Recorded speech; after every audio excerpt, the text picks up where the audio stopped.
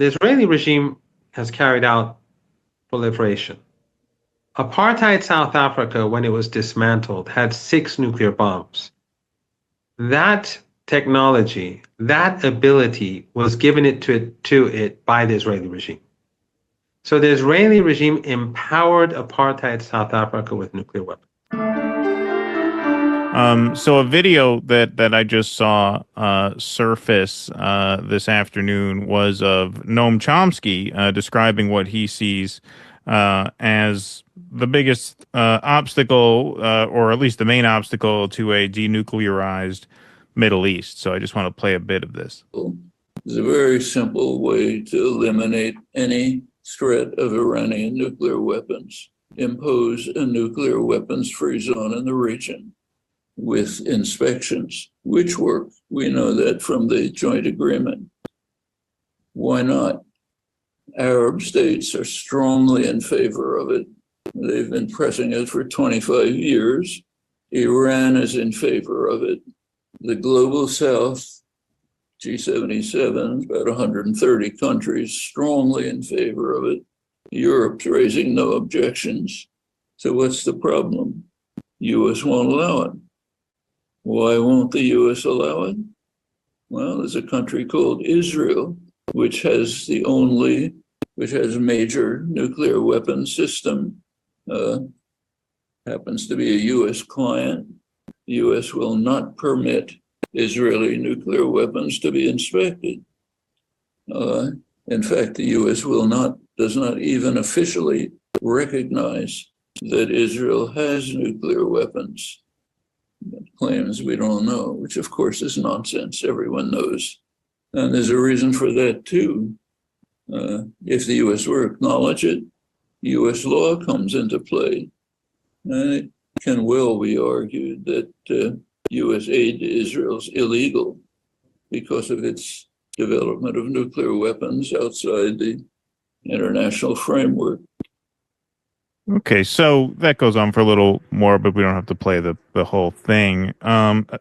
Essentially, I was actually surprised in my fairly, recent research about this that 5 of these such like nuclear-free zones exist already. Latin America, South Pacific, throughout Asia, and Africa, but the Middle East is not one of these nuclear-free zones, and that seems to be why. I am admittedly not an expert on this. I've been sort of cramming on this in recent days for obvious reasons. So what is your reaction to Chomsky's statement there? Is that accurate? Is it not accurate? Are there caveats to that we should know about that he didn't mention? And, would Iran join an agreement, a treaty like the one he is describing, if that was agreeable to Israel and, of course, by extension, the U.S.? Yes, of course, Iran would definitely join it. Iran has said this many, many times. And in fact, let's say that the Israeli regime accepted denuclearization. If Iran had a nuclear weapon and the Israeli regime didn't, do you think Iran would use a nuclear weapon? What would the United States do in response? So right. that is just nonsense. That's just, no. Everyone knows it. Anyone who thinks about it knows that this is all nonsense. The United States, as a nuclear power, has infinitely more capabilities than Iran has or would have if it had 5, 10 bombs, let's say, 20 bombs, whatever. So that's just that's just a fake narrative to in order to demonize Iran. But I would disagree with Chomsky on 2 points. First of all, on 1 point. First of all, I should add that the Israeli regime has carried out proliferation. Apartheid South Africa, when it was dismantled, had 6 nuclear bombs. That technology, that ability was given to it by the Israeli regime. So the Israeli regime empowered apartheid South Africa with nuclear weapons. Where I would disagree with Chomsky, Professor Chomsky, is that was with the Europeans. No, the Europeans, I don't believe that they are very different from the United States. They pretend to be somewhat different. But recently, the Iranians have uncovered or their intelligence agencies have been able to access a large amount of documents that are linked to the Israeli regime, its nuclear program, and other issues. And one of the things that they've discovered is that there's a close relationship between European countries that have nuclear power and the Israeli military program, the nuclear program. And it makes sense anyway. Look at the posturing of the Europeans.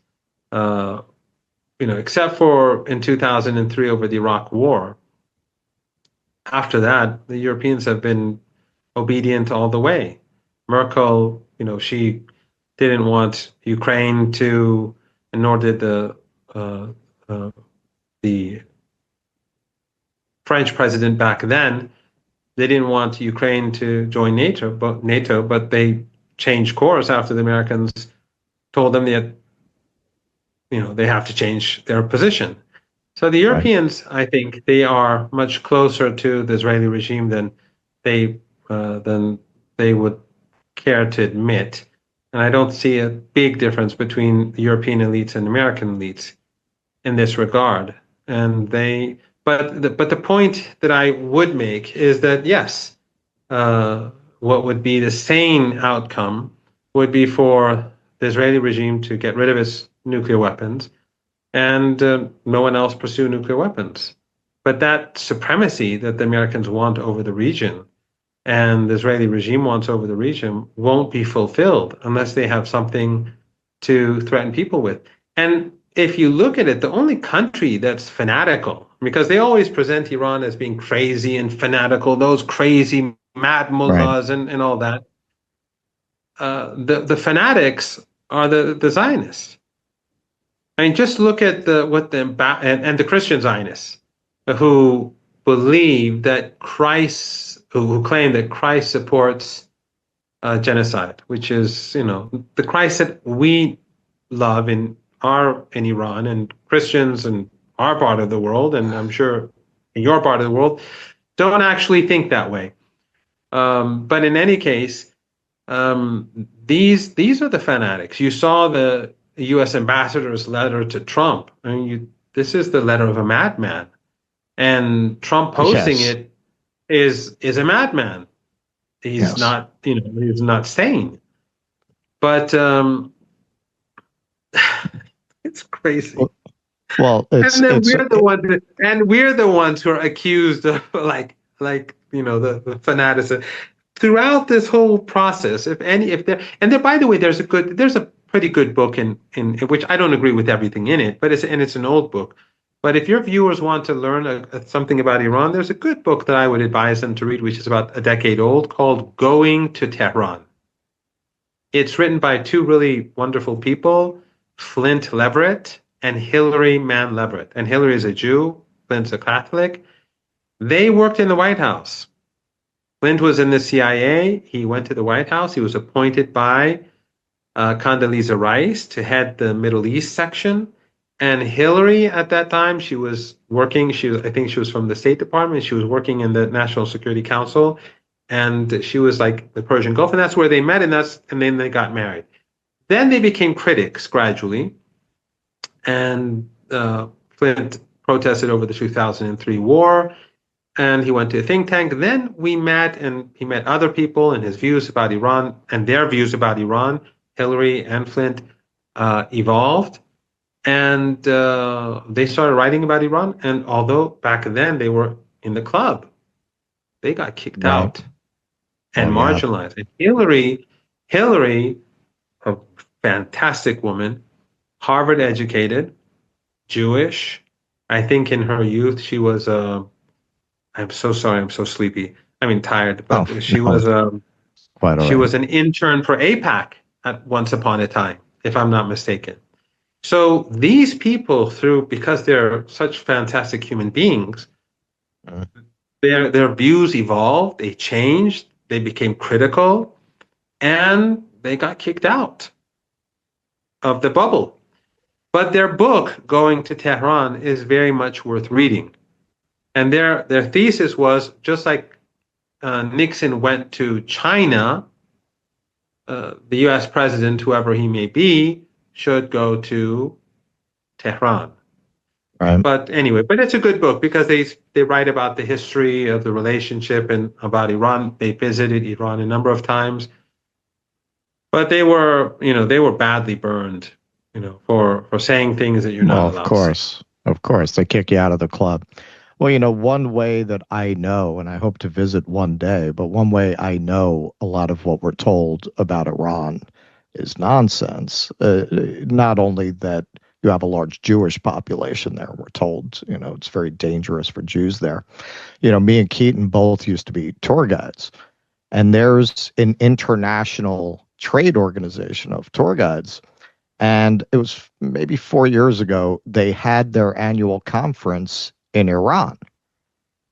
There is just absolutely no way that if Iran were as described, that these flamboyant tour guides from around the world could have that kind of a conference in Tehran.